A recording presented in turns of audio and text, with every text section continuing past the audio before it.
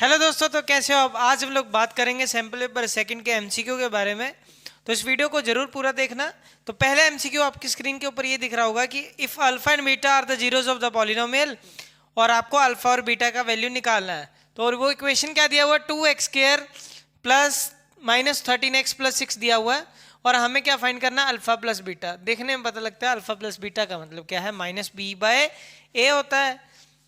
Some of 0 minus b by a. B का value क्या है यहाँ पे, ए का वैल्यू क्या है आपका 2 है, बी का वैल्यू क्या है -13, सी का वैल्यू क्या है 6।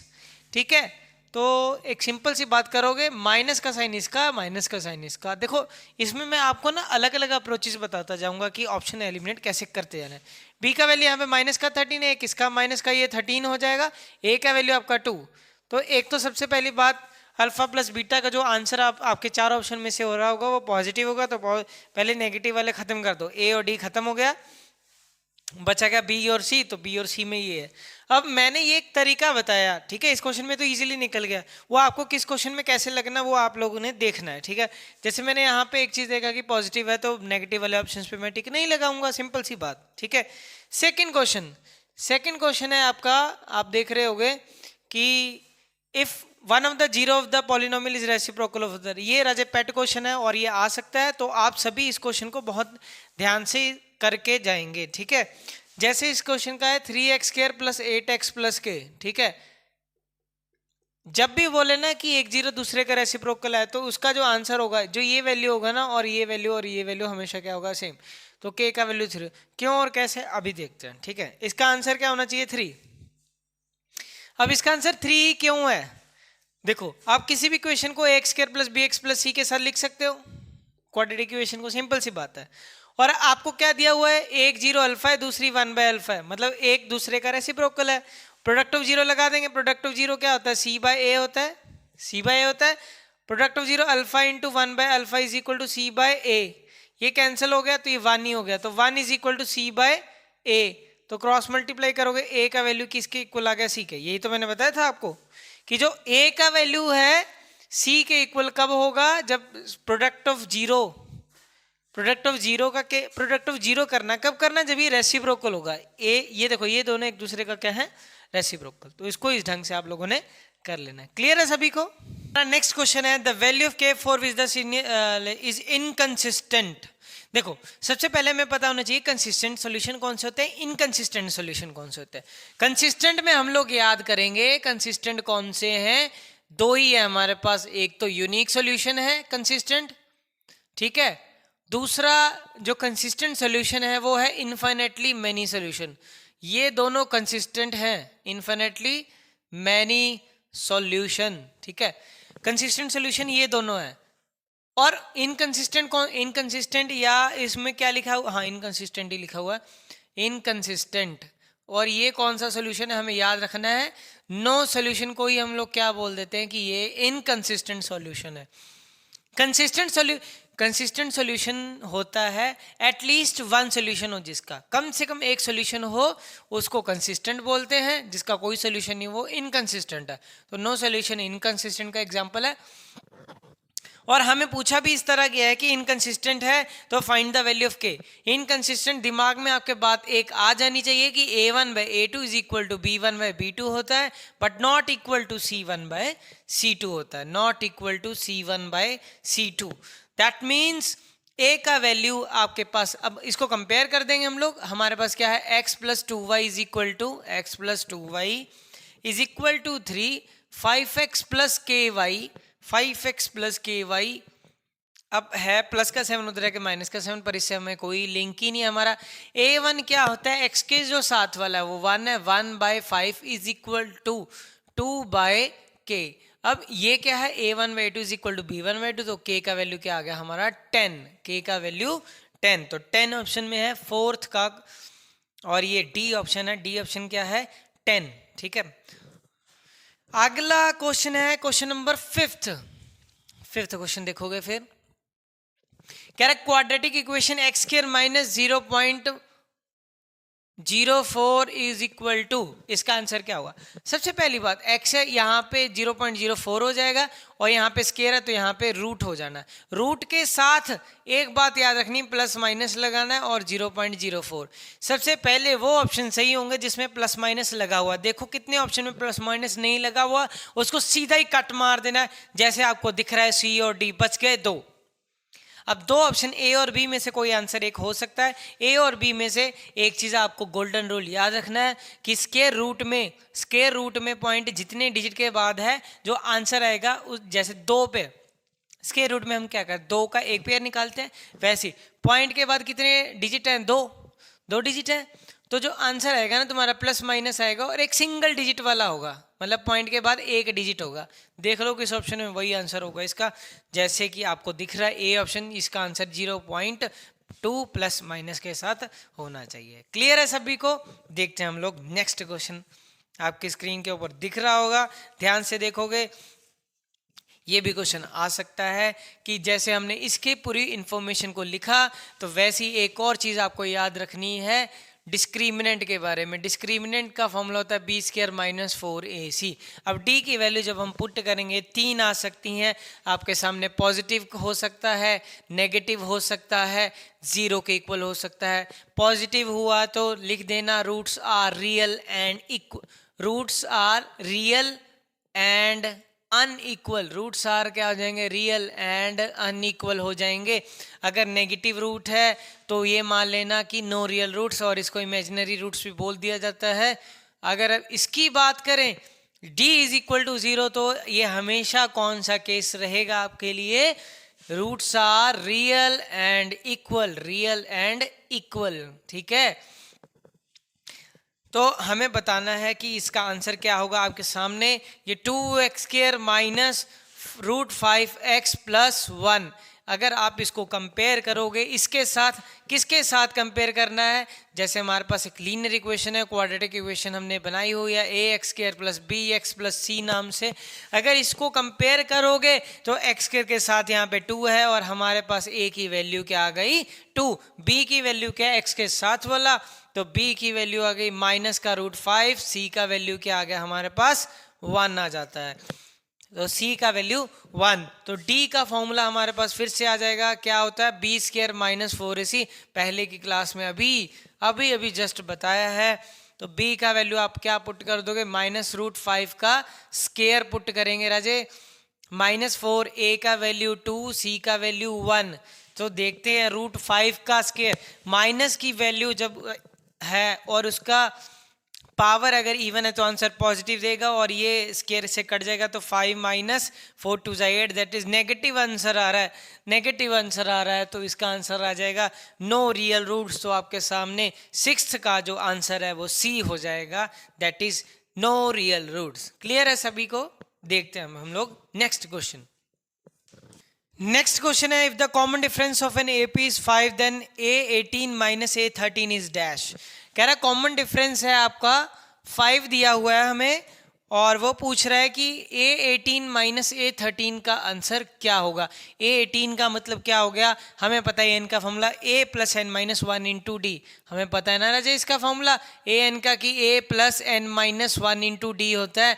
मतलब जो यहाँ पे होता है उसके पैर में से एक माइनस करके उसको d से मल्टीप्लाई कर देना, तो a प्लस 17d हो जाएगा, माइनस a प्लस कितना d 13, तो ये दिया हुआ है 12d रख देंगे यहाँ पे, a plus 17d minus a minus का 12d, ये कैंसिल हो जाएगा, 17 माइनस 12 5 इंटू डी, तो मतलब आपका 5 times d 5 into 5 that is 25 देख लो किसी ऑप्शन में है तो वही आंसर हो जाएगा।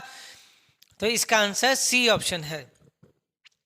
Next question, question number 9th है आपके पास, ये दिख रहा होगा, एक इक्विलेटरल ट्रायंगल है, एक इक्विलेटरल ट्रायंगल जिसकी इक्विलेटरल ट्रायंगल की प्रॉपर्टीज देखती है आपको याद आनी चाहिए, 3-4 प्रॉपर्टी में पहली प्रॉपर्टी क्या है ये सभी को पता है कि सारी साइड इक्वल, दूसरी प्रॉपर्टी सारे एंगल 60 डिग्री, तीसरी प्रॉपर्टी अगर यहाँ से के एंगुलर बाइसेक्टर बना के ऊपर से निकलेगा तो नीचे ये परपेंडिकुलर बाइसेक्टर बना देगा, अगर नीचे से परपेंडिकुलर बाइसेक्टर निकलेगा तो ऊपर जाके एंगुलर बाइसेक्टर बना देगा। क्लियर है? तो वो कह रहा है कि इसकी लेंथ क्या है, 2p है, ये 2p, ये 2p, ये भी 2p। 2p का मतलब ये भी क्या हो जाएगा, p हो जाएगा, और ये भी क्या हो जाएगा, p। और हमें क्या फाइंड करना है, find the value of AD। निकालने के बहुत तरीके हैं, ये एंगल 60 डिग्री हो जाता है। तो आप इसको 2-3 तरीकों के साथ, चाहे आप पाइथागोरस थ्योरम लगा दो, चाहे आप यहाँ पे ट्रिग्नोमेट्री लगा दो, आपको आंसर मिल जाना है। इसका आंसर tan 60, सामने वाला ये tan 60 इज इक्वल टू सामने वाला परपेंडिकुलर, परपेंडिकुलर है AD अपॉन नीचे वाला बेस हो गया, बेस क्या हो गया B। tan 60 का वैल्यू कितना होता है, √3 अपॉन P।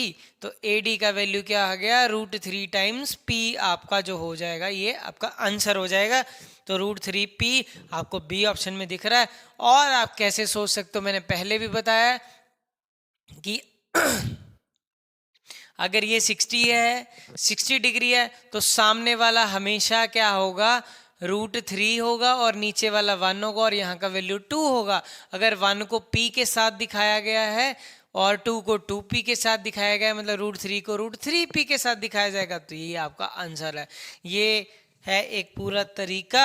अगर कोई बच्चा ज्योमेट्री के साथ समझता है तो भी ठीक, जो इससे समझता है तो भी ठीक, अगर आप पाइथागोरस से करोगे तो भी ठीक, आंसर आपको एक ही मिलने वाला है। ठीक है, क्योंकि तीनों चीजें ये आपस में इंटरलिंक्ड है। नेक्स्ट क्वेश्चन है आपके सामने एक सर्कल चैप्टर का। अगर आप सर्कल चैप्टर के इस क्वेश्चन को करना चाहते हो तो आपको 2-3 प्रॉपर्टीज बतानी चाहिए। मैं साथ के साथ ही बताता जाऊंगा प्रॉपर्टीज, क्योंकि ये है हमारी सैंपल पेपर का एक तरह आप मान सकते हो रिवीजन क्लास ही है।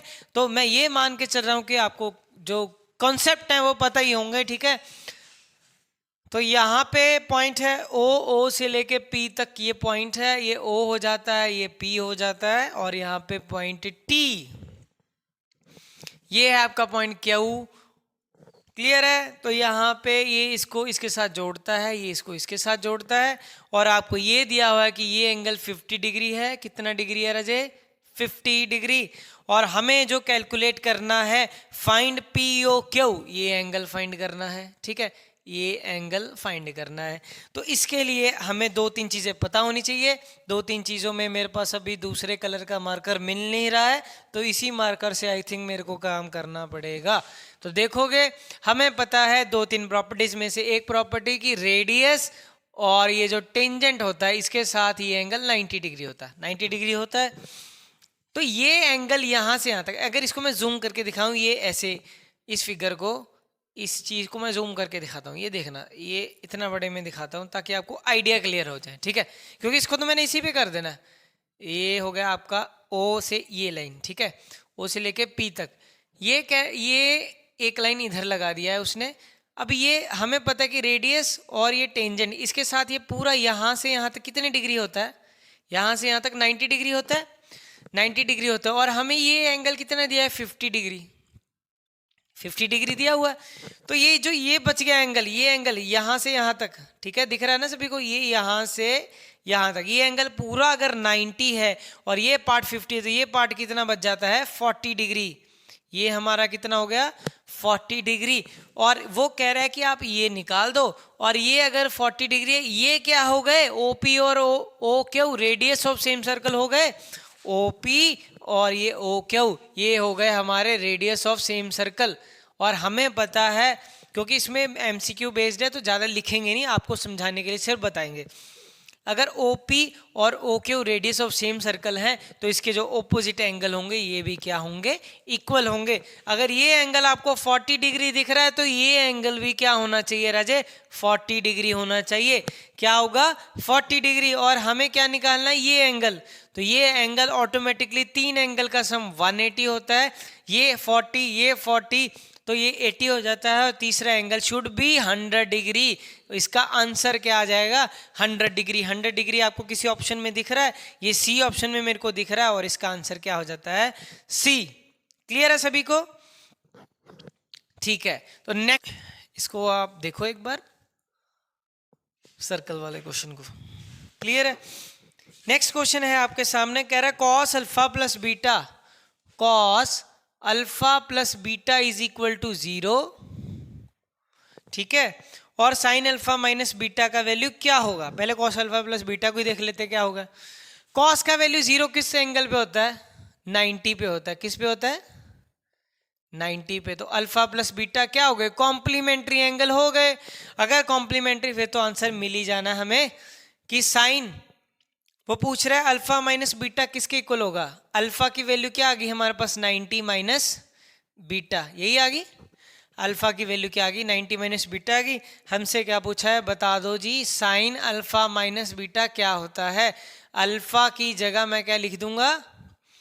90 minus beta, 90 minus beta, minus का बीटा, साइन 90 माइनस कितना हो जाएगा राजी? ये 2 बीटा हो जाएगा।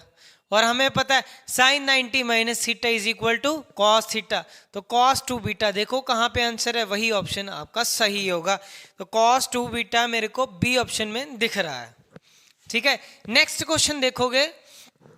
नेक्स्ट क्वेश्चन इसकी लगता है इंक हो रही है खत्म, यूज करना पड़ेगा दूसरा पेन। नहीं, इससे काम चल जाएगा, आई थिंक चल तो जाना चाहिए।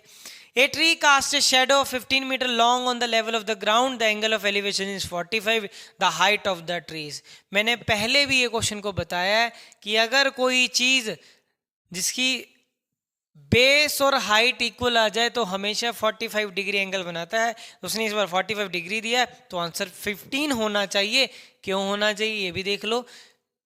अब वो कह रहा है कि जैसे इस tree cast a shadow 15 metre long, कह रहा है कि इसकी लेंथ कितनी रही होगी जब ये एंगल 45 डिग्री है? 45 डिग्री। ऐसे भी बोल सकते हो कि tan 45 क्या होता है? परपेंडिकुलर बाय बेस होता है। परपेंडिकुलर बाय बेस, सामने वाला परपेंडिकुलर, नीचे वाला बेस। ये और ये 1 आना है। tan 45 का वैल्यू 1 होता है। 1 कब होगा? जब ये परपेंडिकुलर तुम्हें फाइंड करना है। एक तरह बेस ये दिया 15, क्रॉस मल्टीप्लाई करोगे ये 15। एक तो तरीका ये होगा। दूसरा, मैं पहले भी बताता हूं कि जब भी आपको ये सेट दिया हो तो ये भी एक सेट है, आपको याद रखना है 45 डिग्री वाला। ये भी 45 डिग्री, ये भी 45 डिग्री। तो ये ट्रायंगल का जो सेट होता है ये 1 होती है, ये भी 1 होती है, और ये हमेशा √2 होता है। तो आप ऐसा बोल सकते हो कि जितना ये इसका सामने वाला रन होगा उतना ही ऊपर राइज होगा। ये कब होगा? जब एंगल 45 डिग्री होगा। क्लियर है सभी को?